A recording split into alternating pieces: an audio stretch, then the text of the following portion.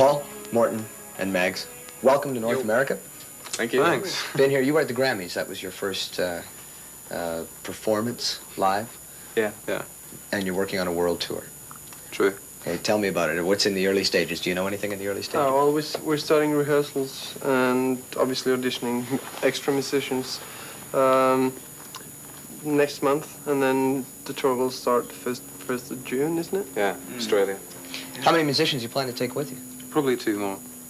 Or three. We don't Two or know three, yet. five or six-piece band altogether. Okay, where are you living now? What's home now for you? London is. Yeah. we just bought some flats in London. What, So, 8 or 10 flats? yeah. I got about 4. A couple of blocks, you know. All right, We haven't had anywhere to live really for three years now. That this is sort of our first homes. We actually got a flat each. Anywhere to live? We've been rushing around everywhere. Now, the London attraction goes back to the group's history. Morten, can you run down the how AHA came together? You were one of the last members, I understand, to join. Is that true? One of the last members to join. I was. Yeah. Well, I mean- I joined them in probably in summer '82, and we spent the next 5, 6 months in Norway just to get the act together, and then we left for England. Now, the songwriting combination is you two, Paul and Megs. Yeah, I mean, we've You spent most of our time in England anyway. The only reason people, and I think we've moved, made a conscious move, is because we've actually got places to live there. We're not renting Well, anymore. most of his time, he means the last 3 years. Now, you Before two, that. Paul and Megs, you've been writing in the early stages of your lives, around, what, 10 years old? That's the most creative That's when they were writing, yeah. Yeah, take on me, like I was 11 years old. No.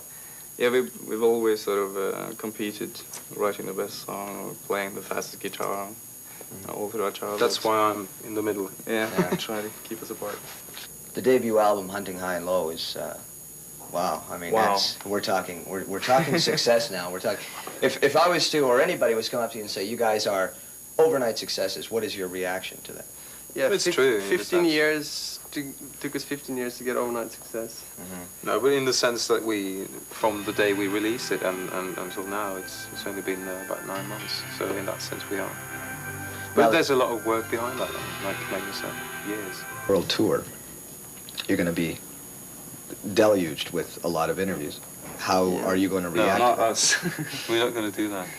We're just doing a tour and maybe a few Yeah. television things in between. Yeah. You have to, we don't want to get completely washed out, so we'll try to concentrate most on the shows, and then, We're not doing. We're doing very few press interviews and magazines at all. I think you have to, or you go Yeah. crazy. Yeah.